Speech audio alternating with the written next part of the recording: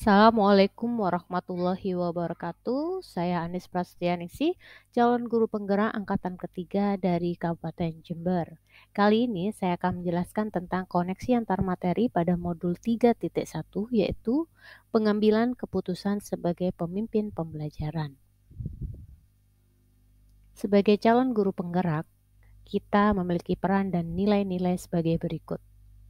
Adapun peran guru penggerak adalah menjadi pemimpin pembelajaran, menggerakkan komunitas, menjadi coach bagi guru lainnya, dan mendorong kolaborasi antar guru serta mewujudkan kepemimpinan murid.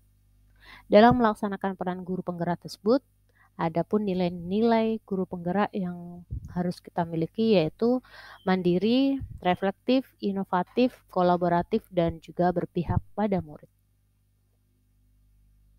Sebagai pemimpin pembelajaran yang berpihak pada murid, seperti yang kita sebutkan sebelumnya, kita pasti sering dihadapkan dalam situasi di mana kita diharuskan mengambil suatu keputusan. Tapi kadang keputusan tersebut mengandung dilema secara etika dan berkonflik dengan nilai-nilai kebajikan universal yang sama-sama benar, atau benar versus benar.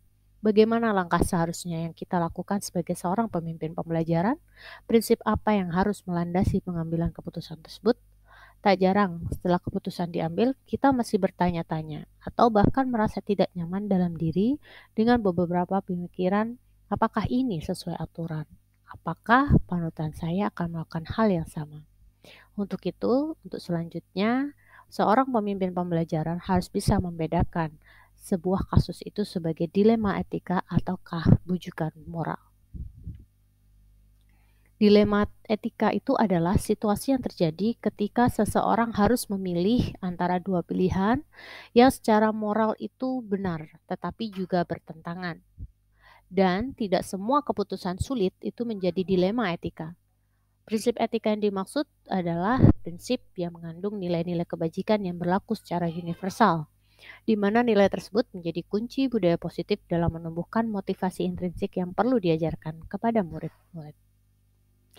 Lalu apa itu bujukan moral? Situasi yang terjadi ketika seseorang harus membuat keputusan antara benar atau salah. Melakukan hal yang salah walaupun itu alasan yang benar tetap saja salah.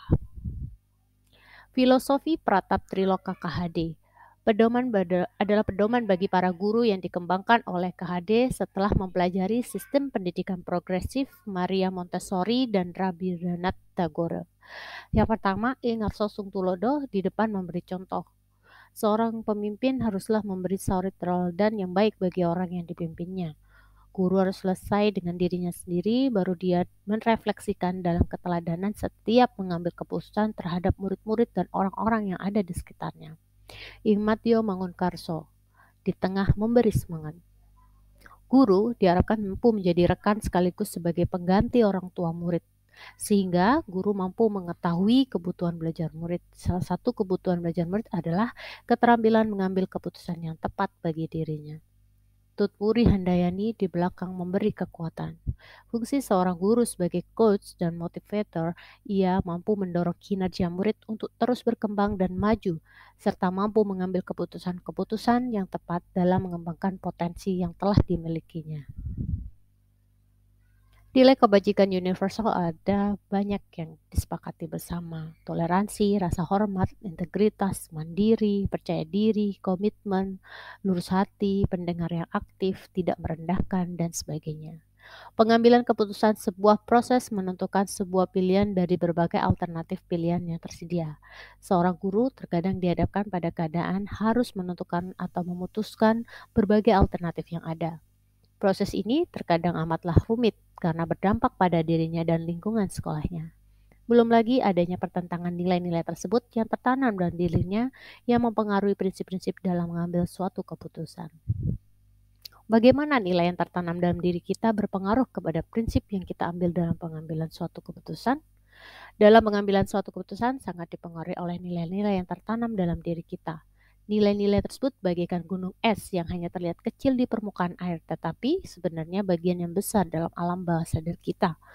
Maka penting untuk memupuk nilai positif dalam diri kita yang sudah diturunkan dari nenek moyang kita yang nantinya akan menjiwai setiap keputusan yang kita ambil. Bagaimana pembahasan studi kasus yang fokus pada masalah moral atau etika kembali kepada nilai yang dianut seorang pendidik? Pada pembahasan studi kasus yang berfokus pada masalah moral atau etika, perlu kesadaran diri atau self-awareness dan keterampilan berhubungan sosial untuk mengambil keputusan. Kita dapat menggunakan 9 langkah konsep pengambilan dan pengujian keputusan, terutama pada uji legalitas, untuk menentukan apakah masalah tersebut termasuk rujukan moral yang berarti benar versus salah, ataukah dilema etika yang merupakan permasalahan benar versus benar. Apabila permasalahannya dihadapi adalah bujukan moral, maka dengan tegas kita sebagai guru atau pemimpin pelajaran, kita harus kembali ke nilai-nilai kebenaran. Bagaimana keputusan yang tepat? Tentunya berdampak pada terciptanya lingkungan positif, kondusif, aman, dan nyaman. Pengambilan keputusan yang tepat tentu akan berdampak pada terciptanya lingkungan yang positif, kondusif, aman, dan nyaman. Kondisi tersebut adalah kondisi yang tentu kita inginkan. Maka untuk melakukan perubahan diperlukan suatu pendekatan yang sistematif. Dalam hal ini kita menggunakan pendekatan inquiry apresiatif Bagja untuk melakukan perubahan yang ke arah yang lebih baik.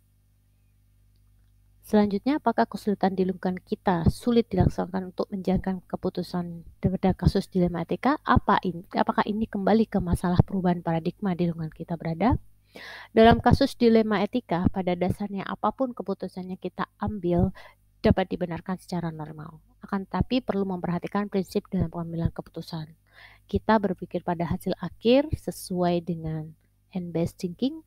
Kita melihat peraturan yang mendasari sesuai dengan peraturan rule-based thinking, serta kita harus menciptakan lingkungan yang positif, kondusif, aman, dan nyaman sesuai dengan care-based thinking. Dan pada akhirnya, apakah pengaruh pengambilan keputusan kita ambil ini dengan pengajaran yang memerdekakan murid kita?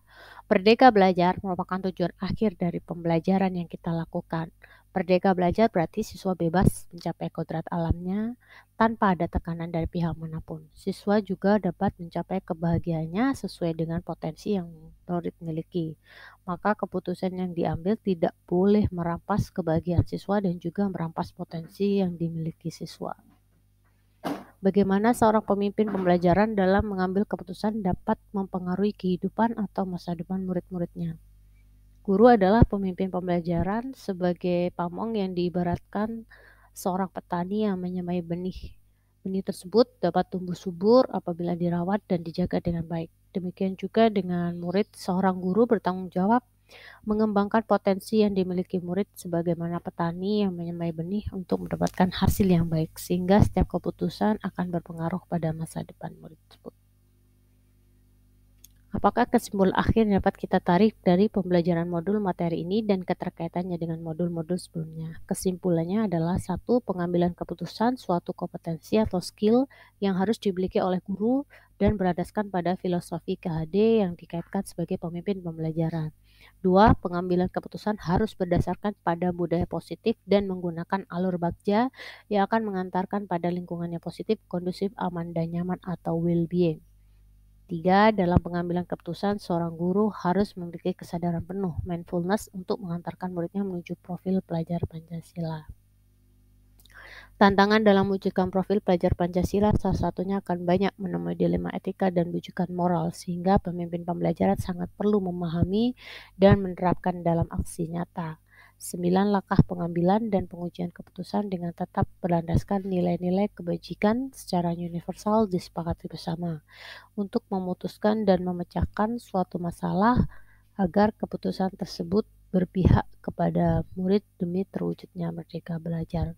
It's important to keep your head up and follow what you believe is right. Wassalamualaikum warahmatullahi wabarakatuh.